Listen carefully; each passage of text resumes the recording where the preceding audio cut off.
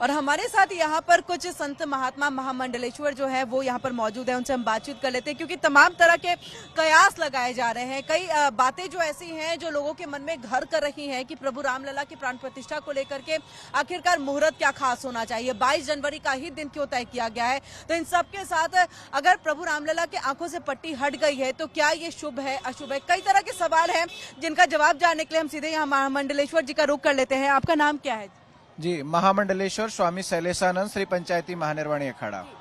शैलेश जी, आपसे जानना चाहेंगे क्योंकि तमाम तरह की भ्रांतियां जो है वो फैलाई जा रही हैं कई ऐसे लोगों की तरफ से, हम उसमें ना जाकर के सीधा ये कि आप लोगों की चीजों को क्लियर की अगर प्रभु राम के चेहरे से पट्टी हट जाती है, आंखें दिख जाती हैं, तो क्या ये शुभ है अशुभ है, तमाम तरह की जो बातें हैं उसको लेकर। देखिए, जय श्री राम। आप सभी को सबसे प्रथम तो जो कहा गया है रामो विग्रहवान धर्मा, भगवान राम विग्रहवान धर्म है, यानी कि जन जन में रोम रोम में समाये हुए राम है और वो प्रत्यक्ष या अप्रत्यक्ष रूप से।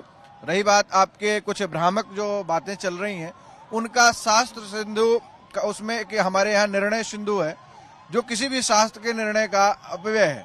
तो पट्टी का खुल जाना या प्राण प्रतिष्ठा का होना, ये सब बातें लौकाचार में, लोक कथाओं में और लौकिक पुराणों में व्याप्त हैं। उन पर जो शास्त्रों पुराणों का अध्ययन करें, जिनको ज्ञान नहीं है वो अपने ज्ञान को बढ़ाएं और उस ज्ञान के द्वारा भगवान राम को जाने, उन्हें इसकी प्राप्ति हो जाएगी। जय जय श्री राम। प्रभु राम को जाने, क्या है प्रभु राम, जो लोगों को जानने की जरूरत है, कौन है। हम चाहते हैं कि आप उन शब्दों के जरिए जो है प्रभु राम लल्ला को, प्रभु राम को, श्री राम को जो है उनका व्याख्यान करें, उनके आइडियोलॉजी, उनके जो विचार रहे हैं उसके बारे में।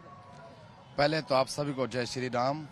राम हमारे भारत की आत्मा है। राम एक नर पुरुष है, एक परमात्मा का ऐसा अंश तत्व है जो कि पूरी सृष्टि को दिशा देने वाले हैं, जो कि भगवान राम के जन्मों से पहले की नर की कीर्ति, यानी कि जब जब राम जी ने अवतरण लिया है और विशेष करके इस भारत भूमि पे जो अयोध्या में जन्म हुआ भगवान श्री राम का, उसके उपरांत में जितने भी अवतार हुए हैं, भगवान राम का एक नाम ही ऐसा है, उनका जीवन चरित्र ऐसा, वन में गए राजा राम और वन से लौटे मर्यादा पुरुषोत्तम राम। हमारी भारत संस्कृति की जो भी जितनी मर्यादाएं, जितनी संस्कार हैं, वो भगवान राम से ही निकलती है और उनमें समा जाती है। अच्छा, मुहूर्त को लेकर के भी बातचीत हो रही है, साथ ही कि गुंबद नहीं तैयार हुआ है, शिखर तैयार नहीं हुआ है, ऐसे में पूजा करना, तो ये तमाम तरह की बातें जो है वो निकल करके आ रही है।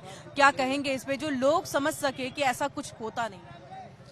मुहूर्त और ये सब तो देखो, मुहूर्त के लिए अगर देखा जाए तो जब भगवान का जन्म हुआ तो उस समय भी ऋषि मुनियों ने मुहूर्त निकाले, ठीक है, लेकिन मुहूर्त से क्या, फिर भगवान को तो वनवास भी हुआ है।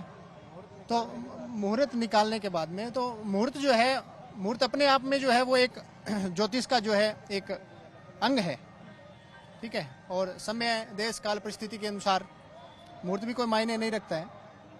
क्यों? क्योंकि वही है वही जो राम रचि राखा, को करू तर्क बढ़ावई शाखा। राम आपसे भी प्रभु राम को लेकर के उनकी कुछ लीलाएं हो जो आप कहना चाहें, कोई प्रसंग हो। पहले तो सभी देशवासियों को जय जय श्री राधे श्याम।